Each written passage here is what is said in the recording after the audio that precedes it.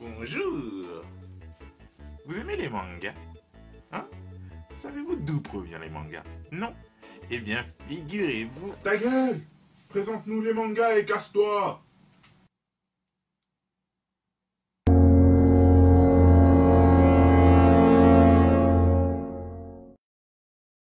Alors, sachez que le Japon a une forte attache avec son passé culturel, notamment la période Edo. Elle commence en 1600 et se finit vers 1868. Mais bon, oublions tout ça, car nous, occidentaux, tout ce que nous retenons de l'histoire du Japon se résume en 3 mots. Katana, ninja, samouraï. Ah ben tu notes ça sur ta copie d'histoire géo au bac, c'est 20 sur 20 direct. Bref, ça tombe bien, le premier manga dont je vous parlerai comporte 2 samouraïs complètement déjantés. Je vous ai teasé son apparition dans le dernier numéro, vous vous en souvenez? Yeah. That was so good! I can't remember the last time we ate like this! Nor I. But I'm curious to know exactly how you plan to pay for this bill. Like this. Huh? Samurai Champloo est un shonen de Shinichiro Watanabe et Masaru Gotsubo, comportant uniquement 2 volumes mais 26 épisodes, en animé. L'histoire se déroule dans une version fictive de l'ère Edo au Japon. Une jeune fille fou recherche le samouraï qui sent le tournesol et se fait accompagner par 2 individus originaux, Mugen, l'extravagant ancien pirate devenu vagabond, et Jin, le samouraï, impassible, à la suite d'un pari qu'elle a gagné contre ces 2 derniers qui allaient s'entretuer. Eh bien l'histoire retiendra que ce manga en a marqué plus d'un. Un graphisme génial, une animation très sympa, et une bande-son démente qui réussira à marier l'ère samouraï et de la bonne hip-hop. Mais cette partie du Japon est composée de bien d'autres choses, comme des guerres, des complots. Ah ben oui, il faut bien comparer qui aura la plus grosse et qui pourra mieux les satisfaire, hein. Quoi? Bah quoi, c'est vrai, non? Qui aura la plus grosse armée et qui pourra satisfaire ses souverains? Tu t'attendais à quoi?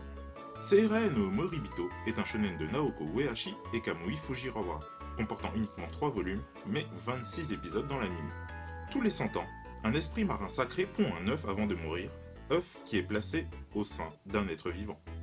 Cette fois, le destin a choisi Shagumo, second prince du royaume impérial Yogo, pour être le réceptacle de cet œuf et devenir ainsi le gardien de l'esprit sacré. Mais au sein de la cour impériale, on pense que le prince est possédé par le démon autrefois vaincu par le fondateur de l'Empire. L'empereur se voit contraint, pour sauver l'Empire, de faire assassiner son fils. Mais Shagumo est sauvé par une guerrière au passé mystérieux du nom de Balsa, qui accepte de prendre à sa charge la protection du jeune prince à la demande de l'impératrice et de l'emmener vivre avec elle. Les 2 fuyards, tentant d'échapper à la cour impériale, quittent alors le palais et entament ensemble une course pour leur survie. Eh bien, plutôt cool dans l'ensemble. On suivra l'histoire du prince Shagum, tiraillé entre sa mère voulant le protéger via Balsa, et son père le traquant dans tout le royaume pour avoir sa mort. De jolies batailles à vous mettre sous la dent. En parlant de bataille, vous imaginez les plus grands acteurs de l'histoire de notre monde s'affronter? T'imagines même pas à quel point j'ai envie de voir un 1v1 Jésus-Hitler sur Destination Finale? Quoi? C'est possible? Où ça? J'arrive. それが10月期間の仕事なんです。そしてあなたたちは廃棄物と呼ばれる人々と戦うためにやってきたのです。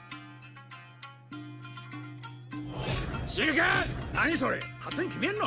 やだ。Drifters est un manga de Kota Hirano comportant 5 volumes aujourd'hui.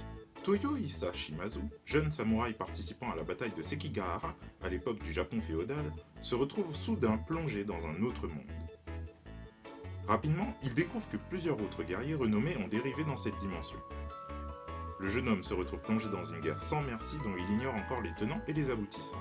Guerre qu'il doit mener aux côtés de 2 célèbres figures historiques japonaises, Oda Nobunaga et Yoichi Nasu, avant d'être rejoint par d'autres combattants et stratèges issus de diverses époques, tels Hannibal Barca ou Sundance Kid.